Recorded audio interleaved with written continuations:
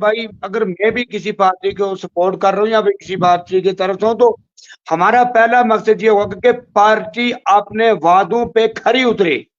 ये नहीं कि हम अंध भक्त हैं और आंखें बंद करके अंधा एतमाद करके हम किसी को सपोर्ट करते रहेंगे, चाहे वो गलत करे या सही करे। ये बात है। तो जैसे हारून साहब भी किसी पार्टी के साथ हैं, अशरफ साहब भी आज इन्होंने किसी पार्टी को ज्वाइन किया, मैंने देखा। मुजफ्फर साहब अभी फरमा रहे थे कि बीजेपी ने अच्छे काम किए।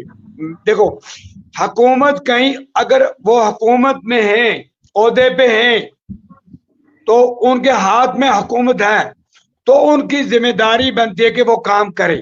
उनकी जिम्मेदारी बनती है कि वो काम करें और काम करके दिखाएं। ये तो वो तो पिछले 10 साल से ओहदे पे हैं। दूसरी बात, मेरी गुजारिश है, ठीक है, अगर एक गुलाम अली खटाना साहब को, ठीक है, मैं मानता हूँ ये बात हारून भाई की, मानता हूँ मैं बात, मैं इसके साथ एग्री हूं, या चौधरी यूसुफ गोरसी साहब को इन डिस्ट्रिक्ट चेयरमैन या राज्यसभा मेंबर रखने से पूरी गुर्जर कम्युनिटी जम्मू कश्मीर लेकर उन सबका तो भला नहीं हो सकता। कितने नौजवान लड़के और लड़कियां, हमारे बहनें और भाई या बेटे और बेटियां पढ़े लिखे इस वक्त बेरोजगार बैठे हैं, तो उनका भी तो कहीं कुछ सोचना।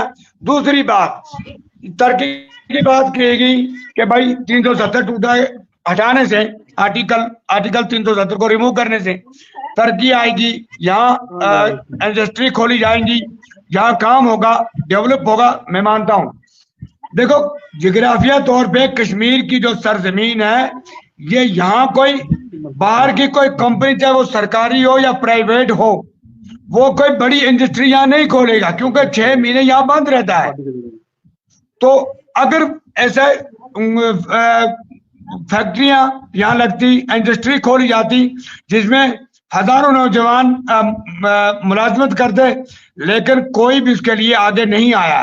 जो कहा गया था कि वो आएंगे या खोलेंगे। देखो, हारून भाई से मैं गुजारिश करना चाहता हूं कि रियासी में इन्होंने कितनी बार वहां वो कान के लिए, वो जो खुदाई करने के लिए, जो वो लिथियम निकालने के लिए ठेका दिया गया, अखबार कटिंग मेरे पास मौजूद है, ऐलान किया गया, उसको उसका नीलामी के पोस्टर दिए गए। 12 हुकूमत ने बोला कि हम उसके नीलामी का ऐलान किया और पोस्टर लगाएं, आप आगे जाए, कौन यहाँ इसके लिए आगे आएगा, इसका ठेका लेने के लिए? कोई नहीं आया। कि भाई ये जम्मू कश्मीर जो ज्योग्राफी तौर पे ये है कि यहाँ काम उतना नहीं निकलेगा जितना उनका उस पर खर्चा आएगा। तो मैं कहता हूं कि अगर हमारे बच्चे लिखे पढ़े इस वक्त अनएम्प्लॉय हैं, बेरोजगार बैठे हैं, उनके बारे में हमें सोचना चाहिए, उनके बारे में हुकूमत को सोचना चाहिए। दूसरी बात,